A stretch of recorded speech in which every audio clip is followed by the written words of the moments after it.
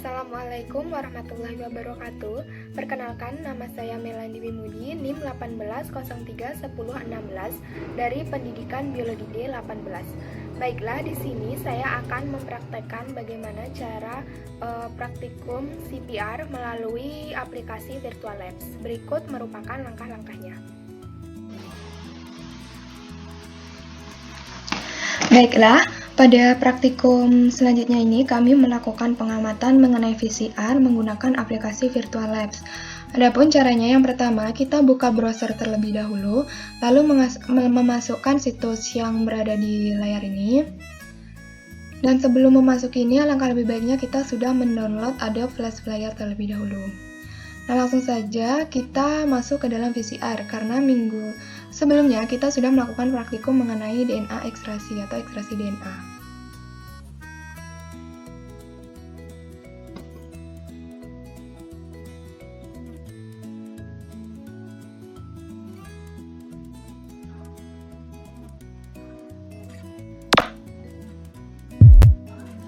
Nah, jadi genom manusia itu terdiri dari 3 miliar pasang basa DNA.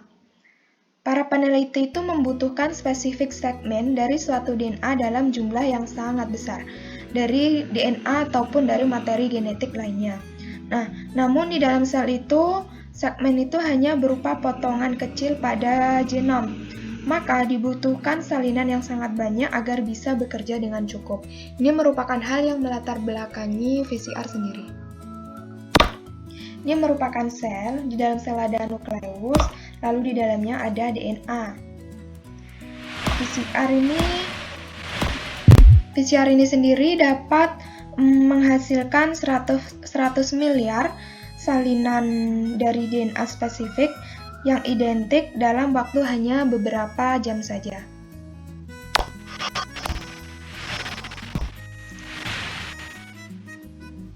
Ini merupakan rambut. Nah, untuk melakukan reaksi VCR sendiri, kita harus punya DNA yang sudah diekstrak dari sel. Dan pada minggu sebelumnya, kita sudah melakukan ekstraksi DNA. Jadi, hasil ekstraksi DNA pada minggu sebelumnya akan kita gunakan pada praktikum ini. Nah, karena tujuan dari PCR sendiri untuk membuat salinan DNA.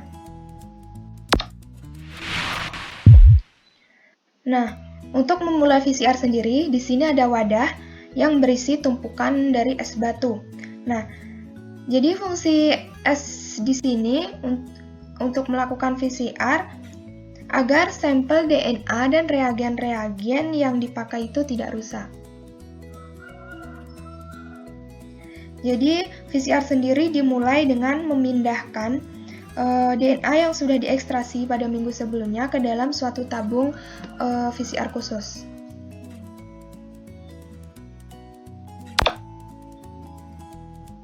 Nah, ini merupakan tabung yang berisi isolasi DNA yang akan kita pindahkan ke dalam tabung VCR khusus.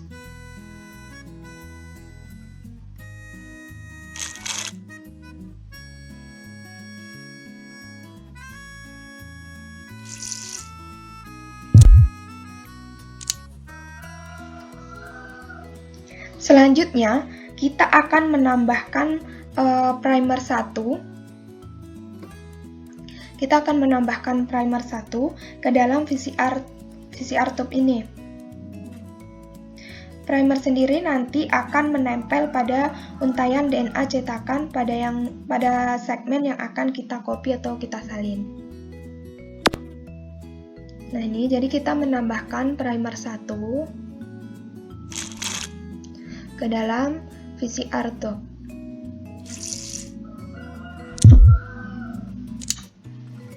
Selanjutnya, kita akan menambahkan primer 2 yang akan menempel pada sisi belakangnya. Nah, ini kita tambahkan primer 2 ke dalam VCR tube. Selanjutnya, kita akan menambahkan nukleotida ke dalam VCR tube ini. Nukleotida adalah basa-basa adenin, ACGT yang akan menyusun kode-kode DNA. Nah, ini merupakan nukleotida. Kita tambahkan ke dalam PCR tube. Nah, untuk yang terakhir yang akan kita tambahkan yaitu enzim DNA polimerase ke dalam PCR tube ini. Enzim DNA polimerase sendiri ini berfungsi untuk membaca kode-kode DNA pada DNA cetakan dan memasangkan nukleotida yang cocok untuk menghasilkan salinan atau kopian DNA.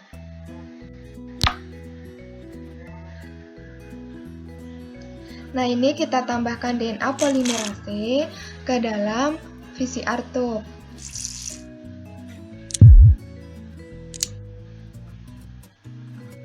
Nah, jadi sekarang tabung PCR itu sudah berisi semua komponen reaksi PCR dan akan kita pindahkan ke mesin PCR. Mesin ini secara tepat dan akurat akan menaikkan suhu, menurunkan suhu pada waktu tertentu hanya dalam beberapa jam.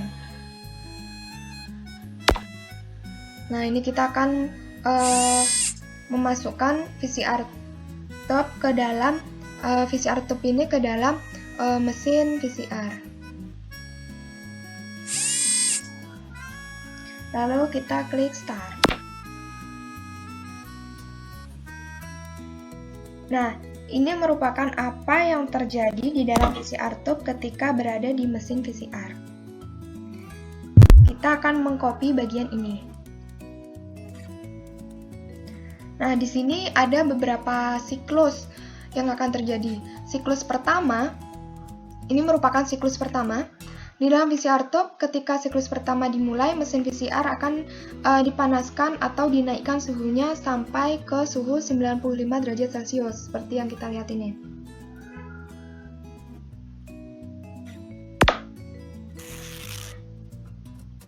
Nah, pada suhu 95 derajat Celcius tadi akan memisahkan DNA double helix menjadi 2 DNA untai tunggal.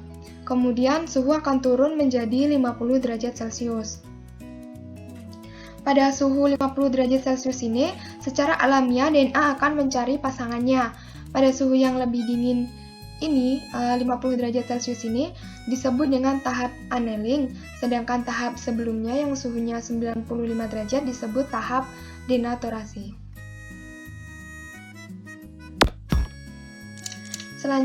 Selanjutnya, suhu dinaikkan lagi ke 72 derajat Celcius. Ini disebut dengan tahap elongasi, di mana nanti ada DNA polimerase yang akan menuju tempat penempelan primer dengan DNA cetakan.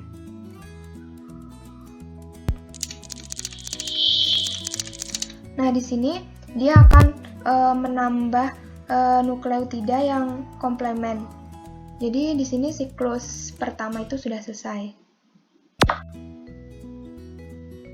Nah, ini memasuki siklus kedua. Kita akan melalui proses yang sama seperti pada siklus pertama, yaitu ada tahap denaturasi, yaitu suhu 95 derajat, ada tahap annealing, suhu naik menjadi 50 derajat, dan tahap elongasi, suhu kembali naik pada 72 derajat Celcius.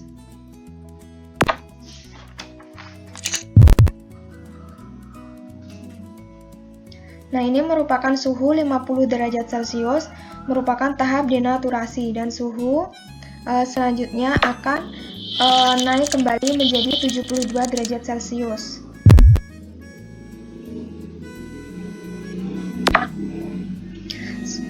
Selanjutnya yaitu siklus ketiga. Hal yang sama akan terjadi pada suhu 95 derajat Celcius, kemudian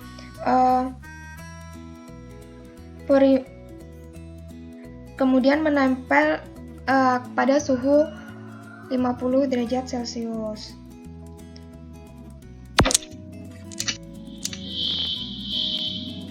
Dan ini merupakan siklus keempat. Kita sudah mempunyai 8 fragmen yang kita inginkan. Ini merupakan fragmen yang kita inginkan, yang berjumlah 8.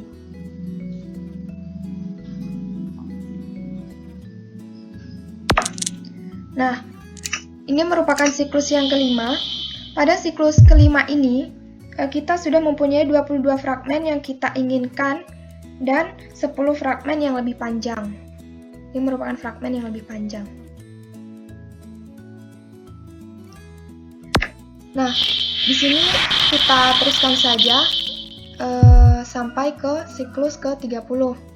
Nah, pada siklus ke-30 ini kita sudah mempunyai lebih dari 1 miliar fragmen yang kita inginkan. Yang berwarna pink ini merupakan fragmen yang berjumlah 1 miliar lebih. Dan hanya mempunyai 60 kopi dari molekul yang lebih panjang. Ini merupakan 60 kopi. Dan ini merupakan hasil dari VCR yang kita dapatkan di dalam tabung VCR.